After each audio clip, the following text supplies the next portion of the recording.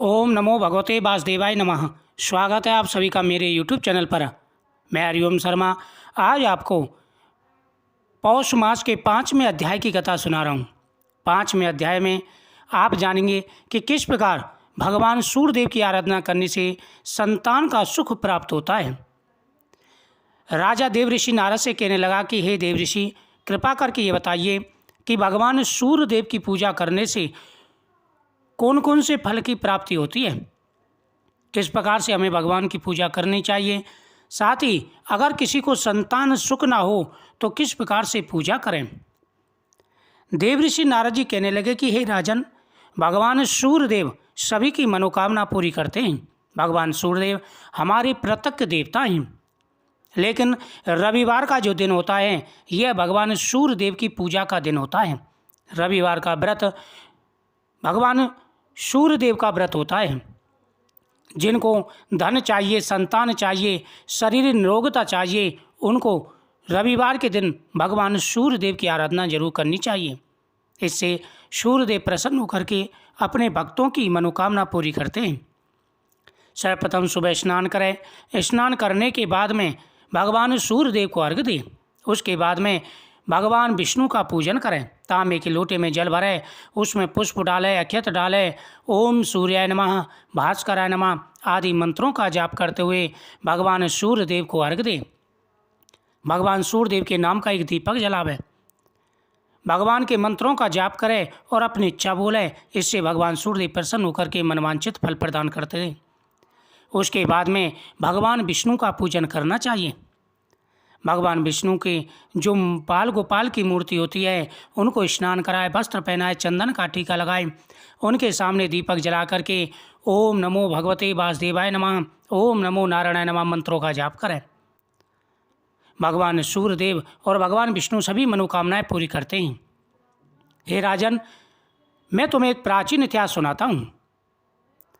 प्राचीन समय की बात है, एक साहूकार था, उसके बच्चा नहीं था, यानी साहूकार था, उसके कोई भी संतान नहीं थी। वह बड़ा दुखी रहता था। एक दिन सवेरे वो बाहर गया, देखा एक किसान खेत में दाना डालने जा रहा था। साहूकार मिलते ही वो वापस लौट गया और बोलता गया, आज तो शगुन अच्छा नहीं हुआ। एक दिन साहूकार बाहर खड़ा हुआ था, तभी किसान खेत में दाना बोने के लिए जा रहा था।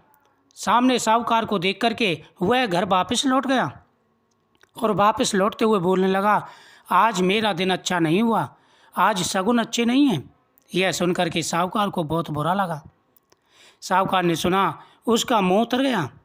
उसकी पत्नी ने पूछा, आज क्या बात है?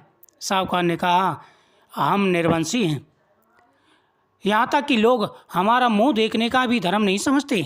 हमारा मुंह देख लें तो समझते हैं कि शगुन अच्छे नहीं हैं, निसंतान दंपत्ति का जीना बेकार है, हम निसंतान हैं। इसलिए आज साहूकार ने कहा कि जब मैं बाहर खड़ा था, एक किसान खेत में हल चलाने जा रहा था, जैसे ही मुझे देखा वह वापस लौट गया और बोला, आज मेरा दिन अच्छा नहीं है। साहूकार ने उसे सारी बात बताई। साहूकार ने सारी बात बताई तो पत्नी बोली, आज चिड़िया आई तो वे भी बोली, बच्चे नहीं हैं तो दाना कहाँ से मिलेगा, कहकर उड़ गई। साहूकार को क्रोध आया। उसी दिन से वो सूरज भगवान की आराधना करने लगा। 12 वर्ष बीते। राणा देव जी ने सूरज भगवान से कहा, भक्त पुकार आपने नहीं सुनी तो कोई नहीं मानेगा। इधर जब उसे साहूकार को क्रोध आया, उसने भगवान सूर्यदेव की आराधना शुरू कर दी। सूर्यदेव की आराधना शुरू कर दी। इधर राणा देव जी ने भगवान सूर्यदेव से कहा कि आपने उनकी पुकार नहीं सुनी तो आगे से कोई आपकी पूजा नहीं करेगा, क्योंकि भक्त अपनी इच्छा के लिए भगवान की आराधना करते हैं तो भगवान को भी उनकी इच्छा पूरी करनी चाहिए। भगवान को दया आई, प्रकट हुए और बोले, साहूकार तेरे नसीब में बच्चा नहीं है, पर मेरे आशीर्वाद से तुझे एक कन्या होगी, वो हंसेगी तो हीरे मोती बिखरेंगे। उसने घर आकर पत्नी को भी बताया। जैसे सूर्यदेव प्रकट हुए, उसने कहा, साहूकार तेरे भाग्य में कोई संतान सुख है ही नहीं है, कोई संतान ही नहीं है, लेकिन मैं तुझे वरदान देता हूँ, तेरे एक कन्या उत्पन्न होगी और वह कन्या जब भी हंसेगी उसके मुख से हीरे मोती गिरेंगे। इतना वरदान पा करके वह घर आया और आकर के अपनी पत्नी को बताया। कुछ समय के बाद में पत्नी गर्भवती हुई। 9वें महीने में कन्या ने उसके घर जन्म लिया। नायन नहलाने आती, वो हंसती मुस्कुराती तो हीरे मोती गिरते, उनको वो नायन लेके चली जाती। यानी नायन उसकी जो दासी आती वह उन्हें स्नान कराती और जैसे ही वो हंसती तो हीरे मोती गिरते। वह दासी स्नान करा करके वह हीरे मोती ले जाती थी और किसी को बताती नहीं थी। 1.25 महीना बीता। साहूकार की पत्नी नायन से बोली, अब मैं नहला दूंगी। वो नहलाने लगी, बच्ची हंसी तो हीरे मोती मुन के गिरने लगे। अब तो समझ गई कि नायन ने तो खूब हीरे मोती इकट्ठे कर लिए हैं। उसकी लड़की बड़ी हुई तो माँ बाप ने सोचा घर में तो धन बहुत है, घर जमाई रख लेते हैं। एक गरीब लड़का ढूंढा, उसके साथ लड़की का ब्याह कर दिया। माँ दिन उगते ही बेटी को उठाने जाती और उसका मुंह देखती तो लड़की का पति बोला, अपने बीच सुबह सुबह माँ का क्या काम। तो लड़की बोली, माँ का नियम है कि वह सुबह होते ही मेरा मुंह देखती है। जब उसने जामात ने देखा कि उसकी सास रोज रोज सुबह सुबह आ जाती है, उसने बोला कि सास का सुबह सुबह क्या काम है। उन्होंने कहा कि मेरी माँ का नियम है, वह सुबह सुबह मेरा मुंह देखती है। वह समझ गया, इसलिए सासू इसका मुंह पहले ही देख लेती है। थोड़ी देर बाद लड़की माँ आई तो हीरे मोती नहीं मिले। माँ समझ गई जमाई को पता चल गया है। माँ के मन में कपट आया। उसने एक आदमी को जमाई को जान से खत्म करने भेज दिया। आदमी ने जमाई को मार दिया और उसका सिर सासू को लाकर दे दिया। राणा देव सूरज भगवान ने देखा कि हमारी दी हुई कन्या का पति मर चुका है।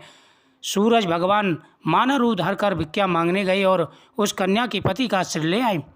अंग जोड़कर अमृत का छींटा दिया, वह उठकर बैठ गया। घर आया तो बेटी ने पूछा, पौष रविवार का मेरा नियम है, दिन अस्त हुए बाद खाना नहीं खाने का, फिर आप इतनी देर से क्यों आए। वो बोला, तेरी माँ ने मुझे मारने के लिए आदमी भेजा था और सारी कहानी बता दी। बेटी बोली, हम अब यहाँ नहीं रहेंगे। जो माँ मेरा सुहाग छीन ले वो क्या काम नहीं कर सकती। ऐसा दुनिया में कोई नहीं, ऐसी कोई माँ नहीं जो अपनी बेटी को विधवा करना चाहे। मेरी माँ ने मेरे साथ धोखा किया है। हे स्वामी, भगवान सूर्यदेव की कृपा से आपको दोबारा से जीवन दान मिला है। हम कहीं दूसरी जगह जाकर के भगवान सूर्यदेव की आराधना करेंगे। बेटी अपने पति के साथ अपने घर में रहने लगी। उसके घर में सुख समृद्धि हो गई और माँ के धीरे धीरे दरिद्रता आ गई। सूरज भगवान बेटी पर प्रसन्न हुए, वैसे सब पर प्रसन्न हो। इस प्रकार से कभी किसी का बुरा नहीं सोचना चाहिए।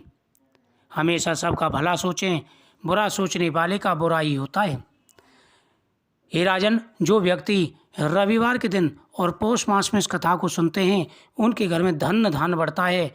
जीवन में कभी भी धन की कमी नहीं रहती। इस कथा को ज़्यादा से ज़्यादा शेयर करें, चैनल को सब्सक्राइब करें, बगल बेल आइकन बटन को दबाएं। साथ ही कमेंट में ओम सूर्याय नमः जरूर लिखें। भगवान सूर्यदेव आपकी सभी मनोकामनाएं पूरी करेंगे। पौष मास का 5वां अध्याय संपूर्ण।